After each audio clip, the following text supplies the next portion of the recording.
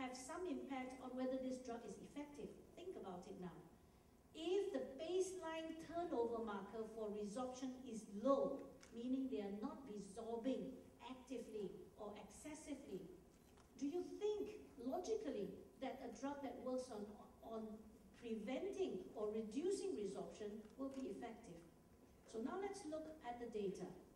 Using CTX as a resorption marker, a surrogate for resorption, and quartile 1 meaning the lowest resorption marker rate versus quartile 2 for 4 at the other extreme, normal or high resorption, you will see that the trials have proven that irrespective of the resorption rate, strontium granulate is effective at reducing future fractures. And the higher the resorption rate, perhaps you will see the baseline risk is higher and the absolute risk of reduction is actually fairly significant.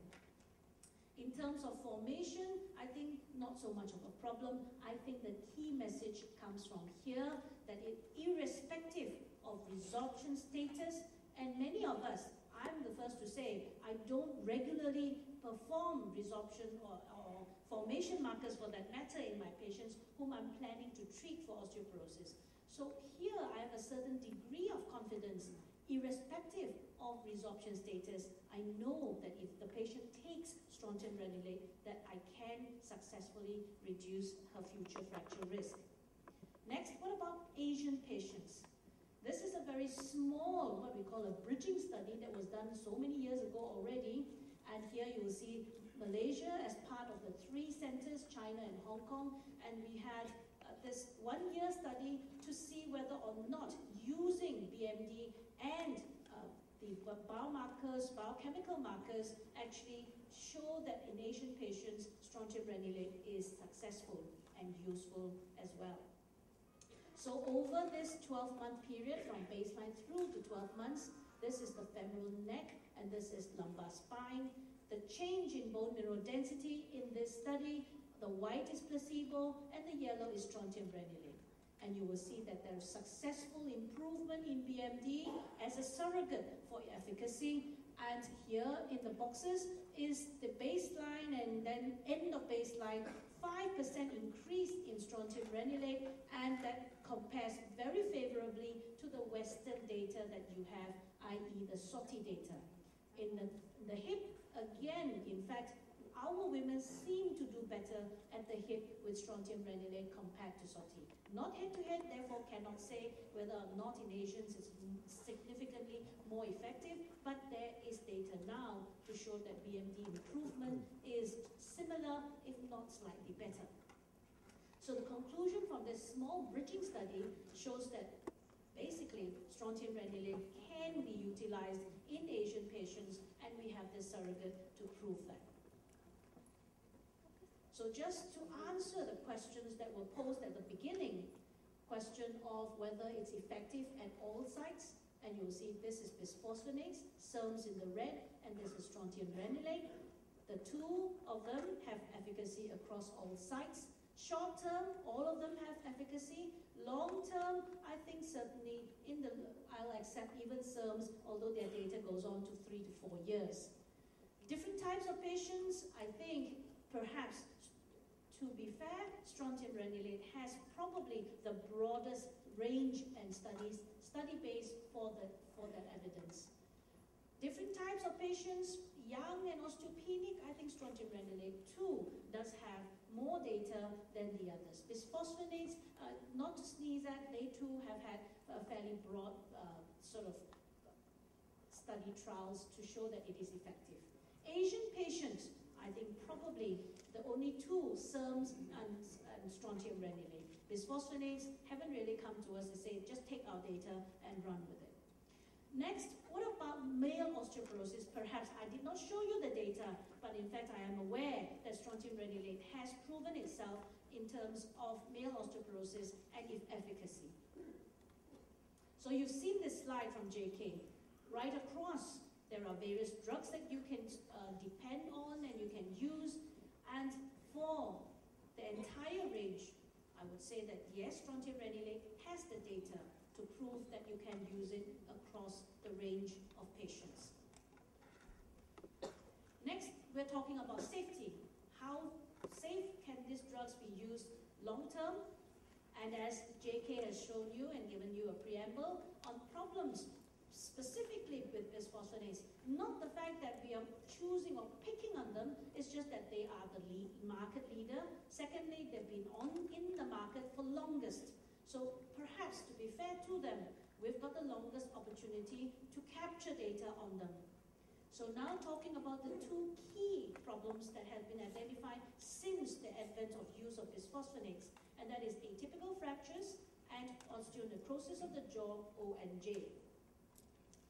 JK has shown you his patient, and here you've got one of many series that have come out over the last 5 years.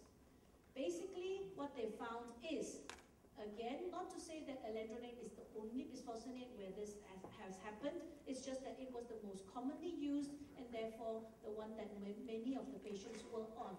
These patients were postmenopausal, but not necessarily osteoporotic. Why? Because when they reviewed these patients looking for bone mineral density results, they never found them. So in fact, many of these women may never have been osteoporotic started on alendronate. Mean duration of therapy tends to be relatively long, and the similar kind of findings, which I will show you again. But remember, this is not specifically a bisphosphonate problem. Why?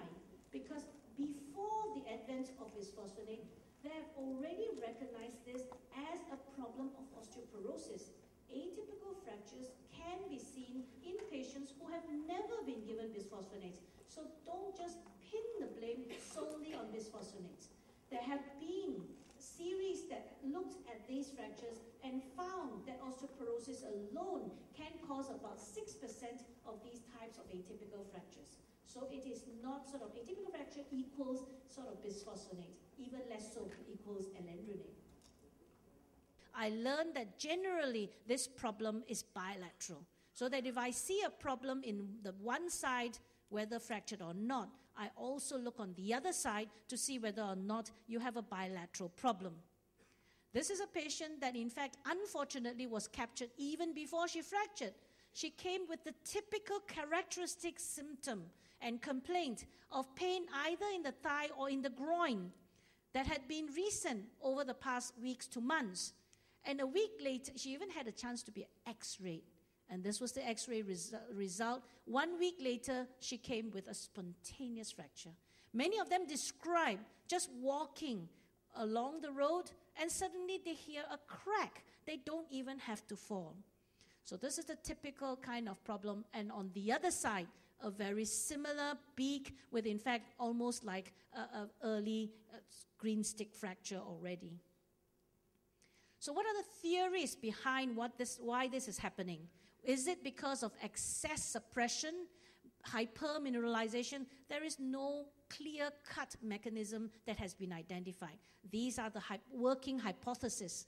The question that many of the people looking at this problem think that bisphosphonates have actually made the bone more homogeneous rather than heterogeneous, not so spongy, and therefore if the patient has had perhaps a crack, it's so much easier to actually transmit this crack and make it a full fracture. So propagation of fracture, and it's not limited by the boundaries of these osteons that interrupt this homogeneous and kind of bone structure. So now let's try and examine how frequent this problem is, rather than say, oh my goodness, I'm never going to start patients on bisphosphonates.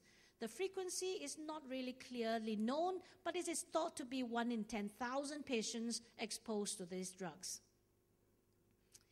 The next question is, how do I learn? What do I do if I come across a problem like this? I would recommend that you would avoid this instance. And in general, some of the earlier series, especially the ones from Singapore, showed that in fact, many of these women may not have been osteoporotic. So my first working change in the way I treat patients would be I would only treat patients who are osteoporotic with bisphosphonates. And therefore, they have to be appropriately indicated. What about reviewing its use after 5 years and potential of perhaps giving them a drug holiday?